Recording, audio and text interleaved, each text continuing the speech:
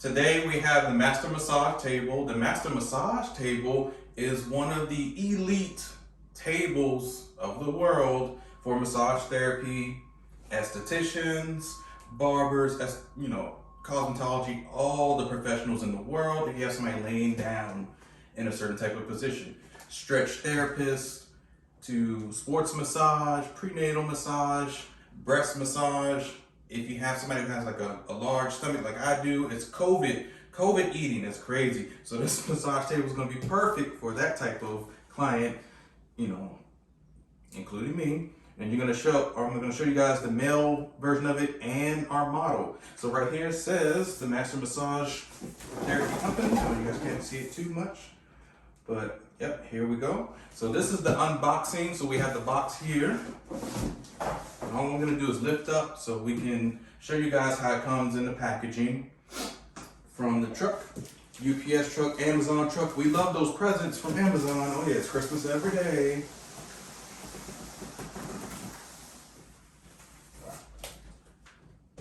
All right. So we put our box to the side, and it's sleek, aerodynamic design. You can grasp it, it's like, ooh. You can massage the table. Get the table massage. It's wonderful. But it's silky smooth, soft, comfortable, reliable. I've had a lot of massage tables in my day. Trust me, I have. Even the massage table that my school provided for me, it was okay to a point to where maybe 4 or 5 years you're gonna need a new massage table. But it was pretty good for those 4 to 5 years. It had a lot of padding, it was thick, and it was very expensive. It was about maybe $500-600 give or take. But our school provided them for us. It was in our tuition. So basically you paid for it anyway. It wasn't free. They advertised it as free, but it wasn't free. They just wrapped it into your tuition, like surprise. But this one has 2 handles. The handles are reliable handles. I've seen a lot of tables where the handles are gonna wear down. These ones are steel or actually metal. My handles were just stapled in or drilled in, so after time they're gonna come off. But these sturdy, and they're actually metal or punctured in. That's what I like about it. So when you grab underneath, you do your little self-test, you're pulling, it's a good table. But if you start noticing there's ripping, or if you do this too much, after a while, you can start to fray the threads. But so far, so great. And I'm basically field testing this massage table constantly, so you guys don't have to let me go home and do this. No. It's good to go. If it survived through my little rigorous training and dropping it on the floor, throwing it down, and it didn't collapse, then it's good to go. So from here, we're gonna unveil the Master Massage Table. 2 little hooks on the side. Oh, it's got a little weight to it, don't get me wrong, because it's a quality table. So it's about maybe 50 pounds, maybe 60, give or take, because the inside has stuff on the inside of it as well, like your headrest, bolster, and all that other good stuff. 2 latches. You have 2 headrest holes on each side.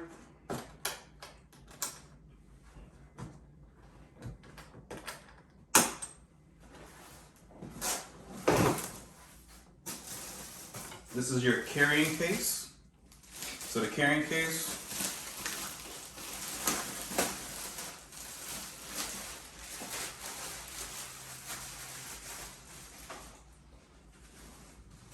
it's got the logo, Master Massage Equipment.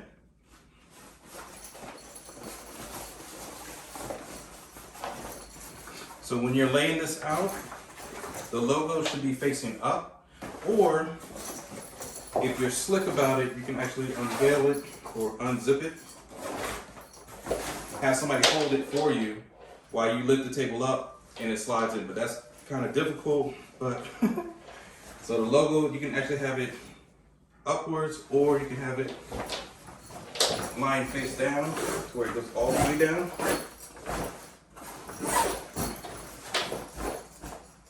And then you're gonna place your table inside the bag. So either with somebody, or if you don't have anybody, make sure you zip it fully down with the logo facing up, and then you just roll that logo down. So if the logo is facing this way, and you try to put it in sideways, that's a lot of work. So just make sure your logo is facing up and you put it down. You shouldn't be seeing the logo at all. Trust me, there's weird ways massage therapists have put these in the bag. Don't do it that way. Be smart. Don't hurt your back. So for example, instead of taking everything out, let's just put this right here. Let's close it back up.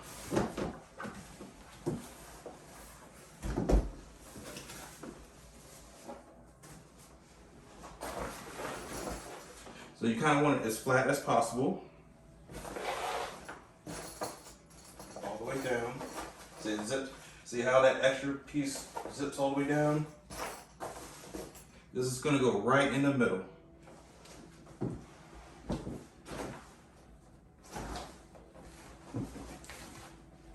So now that you have it in the middle, it's all lined up. Grab one side. One side is going to come to you. Just hold here, other side.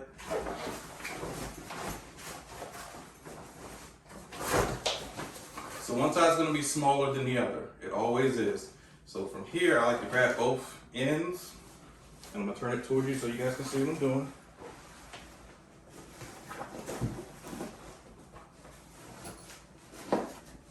But see at the bottom how it's nice and square and it's flush and flat? That's where you want it. So now you can zip it. So this side, give it a little tug. And this is before you even start to zip it up. Make sure you have enough slack. So just like in the military, when you had that sea bag, it had those 4 different prongs, north, east, south, and west, and all that good stuff. Those prongs had to fold in different ways and then you clipped it in. Because if you tried to go from north to west to east to south, it would still hook, but it would be hard as fuck. You would break your damn hands. So for this one, same thing. You wanna, and see how I get more slack. All you're doing is just pulling. And that should be enough.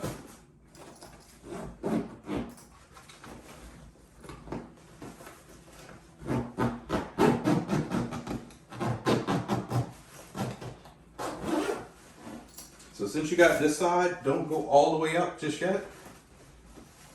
You know, turn it towards you.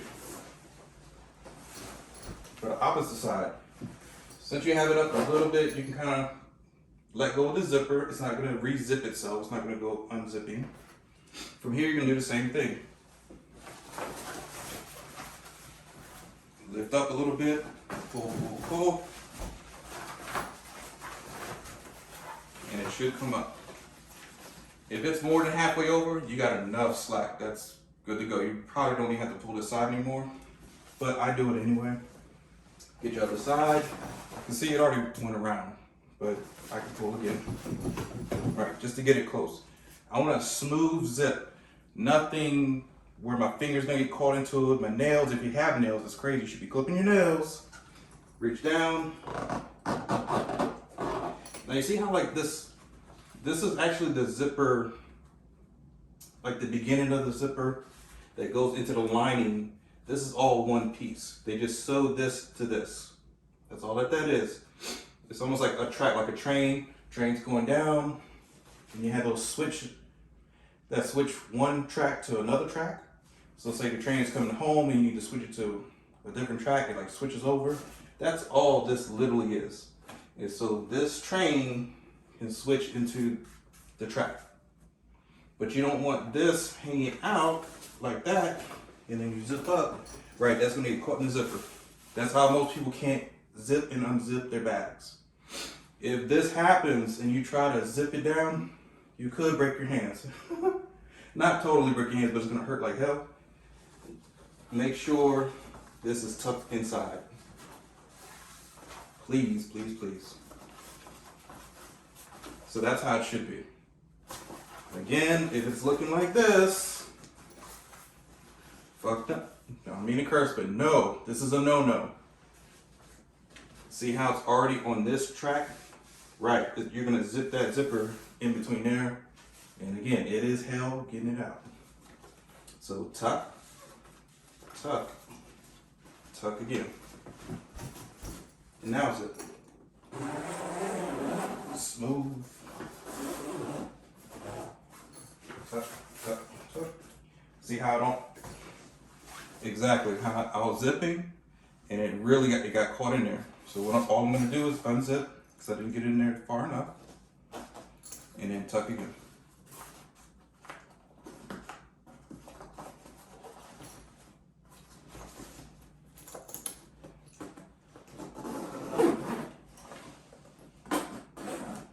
There we go. Now some people like to have both of their zippers in the middle. That's fine. But normally I just have my zippers to the side. But you can have them right here as long as they're together. So the reason why you want to have both of your zippers together, your zippers at the very, very top right here have a hole in it. So every zipper has holes. You can have a small lock, and a lock goes in between, and you can have a lock that locks your zippers. So nobody can get inside your bag. But you have to have like the lock that actually fits this hole. So make sure you go to a locksmith store or Walgreens, Walmart, CVS, whatever store of your choice. Have a lock, it'll go through here. So if you ship this or you have an event, you don't want anybody to get inside your bag, have a little small lock with a key on it or combination, okay? So that's what those loops are for. So let's unzip.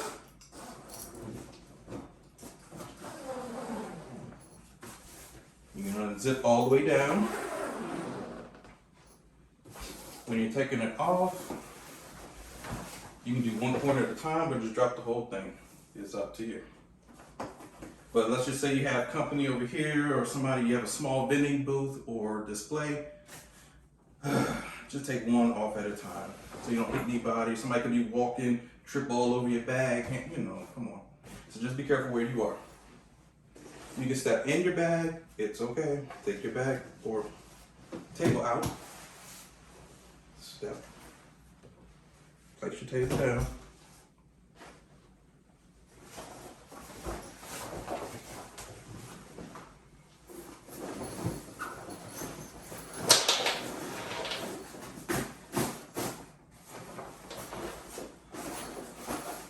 And that's your bag. That's how you put your table in the bag.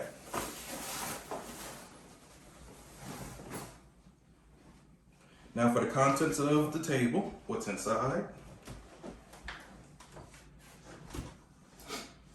You're always gonna have, every massage table should always have a headrest.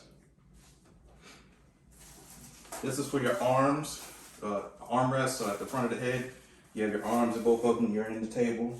That's all that this is.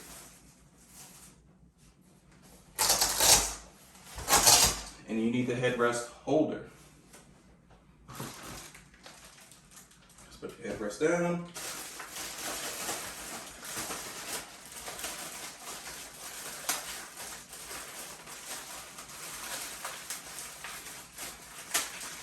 And have no mercy on the plastic. Rip that mother, get it out of there. Don't try to be baby in it. So your face cover, this is going to be your Velcro or the hard tack of the Velcro. Just the hard side. Your headrest will always have the soft side. That's how you always remember which one is which. So just in case you lose your hard side, if this peels off, you don't want two soft sides, it's not gonna stick. So make sure you know which sides have what.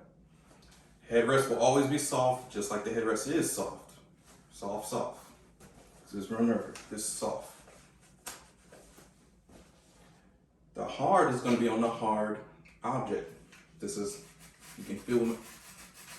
Here it's harder. This is the sticky side. Soft side, sticky. Hard side, okay? So, because sometimes these do come off. You can go to the store, hardware store. They're about 4 inches. 4 to 6, give or take. If it's 6, you can always clip it to match with this, but that's about 4 inches. Just like 4 hands, well, technically about 6. So that's how you'll know what side.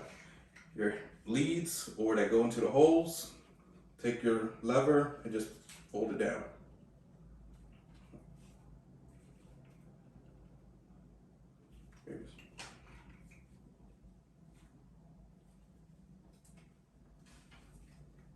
Don't want to break you.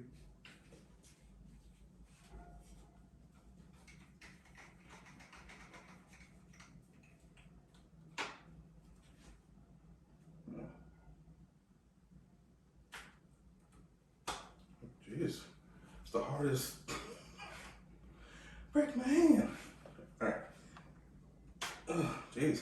All right, so it's brand new out of the box. If it's super brand new, it's gonna be a little hard to move. I'll edit that later. So if it's brand new out of the box and it's hard, the lever is hard to actually put into place, that's okay. You don't have to line it up perfectly because we're gonna put them in the holes and then it'll line up perfectly. But for now, you're just gonna go to the side, you're gonna press down, and it's kind of hard. Don't get your finger caught up under here because I've done that before. It pinches the shit out of your fingers. Rotate your head to align with, or vertically align, or horizontally align, however you're gonna look at it. So this is horizontally, this is vertically. As long as it's in line with it, you're good to go. Headrest, headrest. That's your headrest. This goes, bam, for your head, for your grate. Little noggin. When you're unhooking the table, snap, snap. But you'll see, I'm gonna put them forward, or because it's a little bend to it. So as long as they're straight, you should be fine. You don't want your table collapsing. Move to the side. Same thing here. So see how they got a bend to them? Snap, snap. I'm gonna move our box.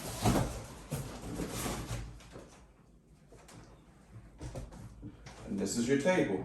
How do we get the table to move up? Put your foot right at the edge in front of this leg. This is the leg, foot right in front of it. It should be touching it. Take your hand and just turn it on over. Voila, ta-da. And this is your table. And I'm sweating, excuse me. Hot. So once you're down here and you're taking a look at your table, make sure it's level. It's a nice horizontal playing field. This is where your play area is. And if it's nice and horizontal, you're good to go. You can actually have a measuring stick or with a little bubble if you want to be that scientific, but you don't need to. But if you know that your table's leaning or it's off, you may want to check your legs. If the legs might be out of a hole, or the hole is just off of alignment. That's all. And so to take off your legs, let's do that right now. I should have did that in the beginning. I apologize. The way you just brought up your table, you can do the same thing to lower